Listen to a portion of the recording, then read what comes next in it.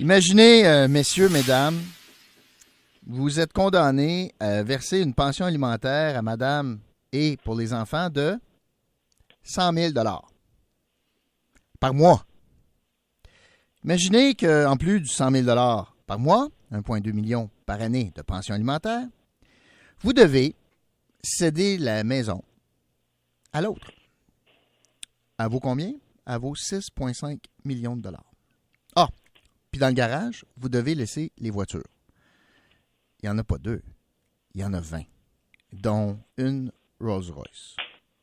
Ah, puis en plus, juste pour le fun, vous devez faire un chèque de 2,3 millions de dollars pour payer les frais d'avocat de l'autre.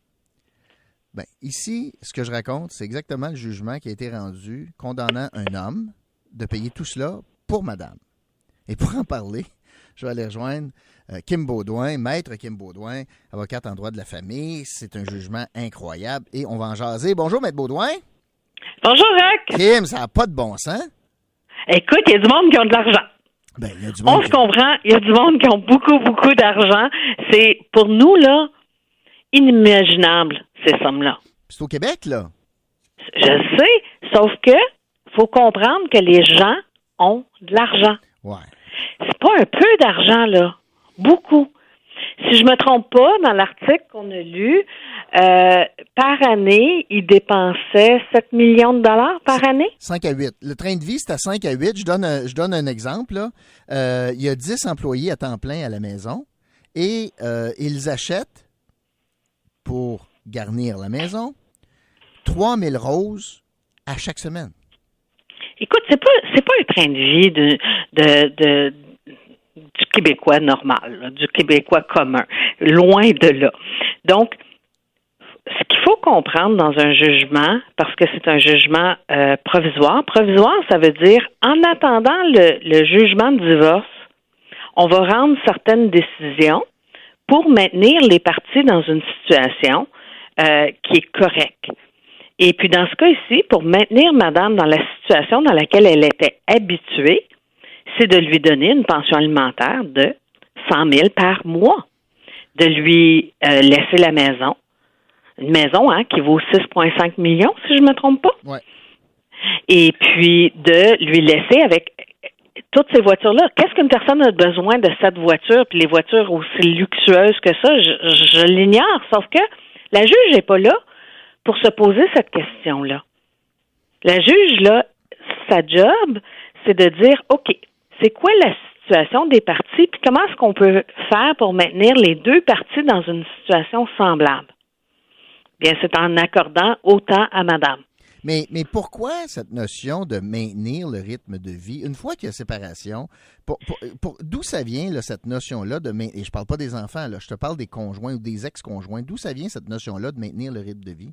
Parce La que loi sur le divorce, ouais, mais c'est la loi sur les divorces, c'est une loi fédérale sur le divorce qui dit, en attendant, il faut qu'on maintienne les parties dans un niveau de vie égal. En attendant, mais ça veut pas En dire... attendant un divorce. Mais après ça, une fois qu'on aura divisé le patrimoine familial, divisé la société d'acquêt, si les gens sont mariés en société d'acquêt, parce que ça dépend du régime matrimonial. Ouais. Puis dans ce cas ici, on sait que les gens, ils viennent, ils ont vécu là dans plusieurs pays. Là. Le dernier pays, on parle, si je me souviens bien, là, Bruxelles.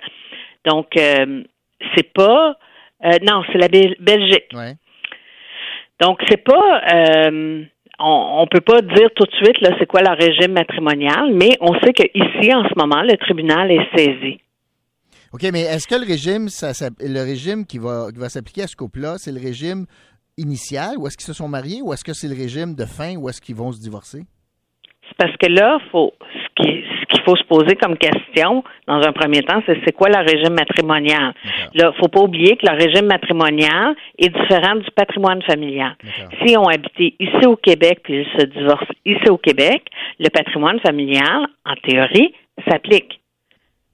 Mais ça, c'est différent du régime matrimonial. Le patrimoine familial, c'est la maison, c'est les voitures, c'est les REER, c'est les fonds de pension, c'est les meubles qui garnissent la maison.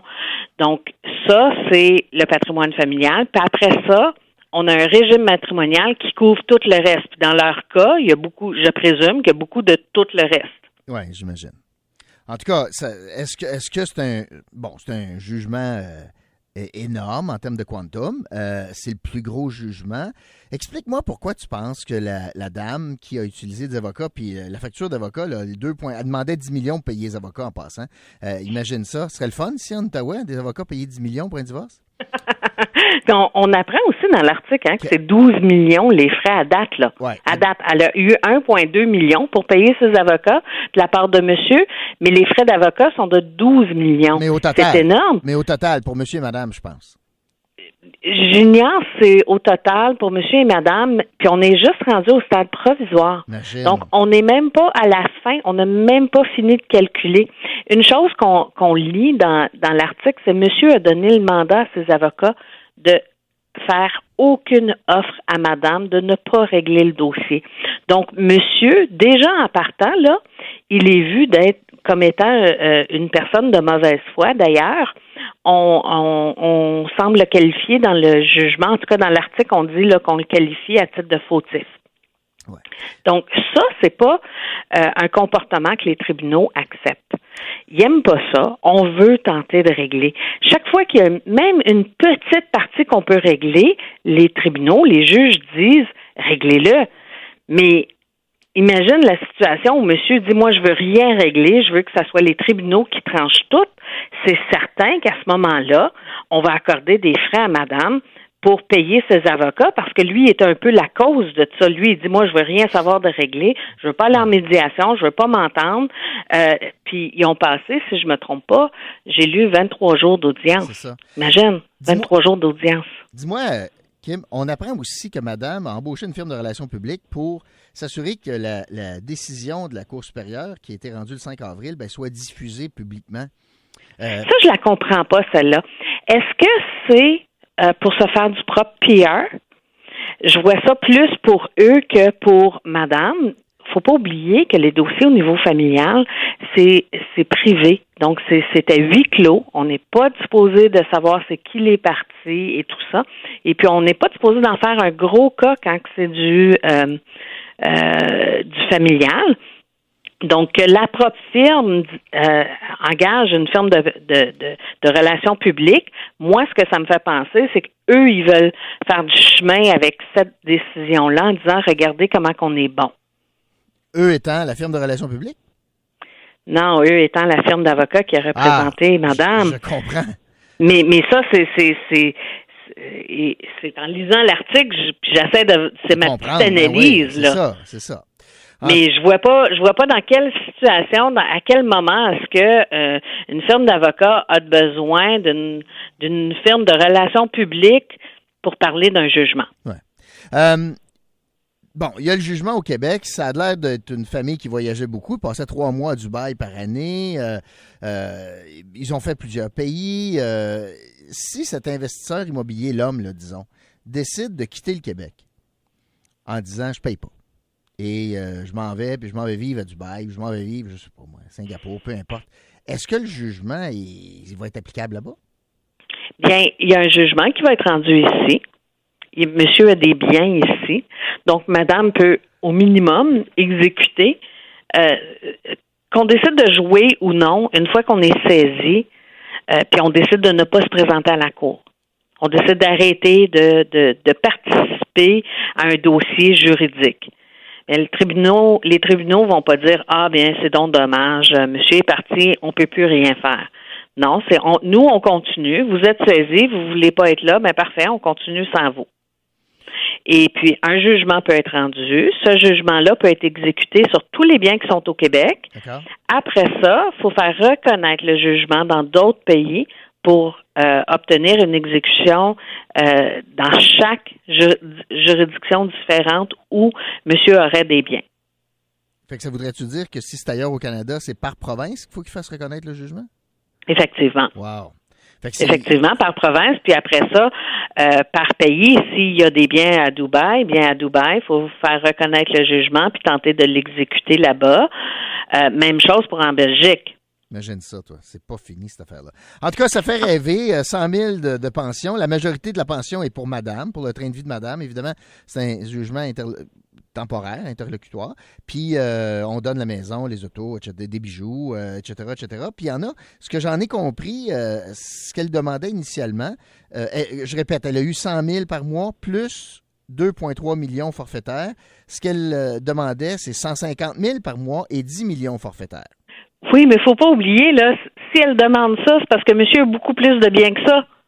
Oui, bien sûr. Il ne faut pas oublier ça. C'est que si le couple est marié, on est supposé de faire un partage. Puis si madame fait des demandes, c'est parce que c'est monsieur qui détient les sommes, puis en détient beaucoup plus que ça. Ouais. Mais dans donc, le partage, ce qu'on lit, là, c'est pas inéquitable, là. C'est gros à nos yeux, Roch, parce que nous, on peut pas s'imaginer un revenu de 100 000 par année. C'est considéré un très bon revenu ici au Québec. C'est beaucoup, beaucoup au-delà de la moyenne, parce que je pense que la moyenne, c'est aux alentours de 40 000. Ouais. Donc, de ce côté-là, nous, on regarde 100 000 par mois, puis on se dit, ben ça se peut pas, ça n'a pas de bon sens. Mais monsieur a dans ses poches plus que 100 000 par mois. Bien sûr, bien sûr. La question, c'est que ça représente 50 %. Puis là, dans ce domaine-là, c'est pas comme si c'était un T4. Tu sais, quand tu es en effectivement. Si tu es un investisseur immobilier, c'est pas comme si c'est assuré, puis c'est ton T4, puis tu gagnes 62 000 par année, puis c'est ça que tu vas gagner. C'est plus dur à assurer que c'est toujours des revenus aussi importants. Fait que j'imagine que c'est là qu'il se bat aussi. En tout cas, ça fait rêver. Merci de ces précisions, Kim. Merci, Rex. OK, bye. Kim Baudouin, avocate en droit de la famille.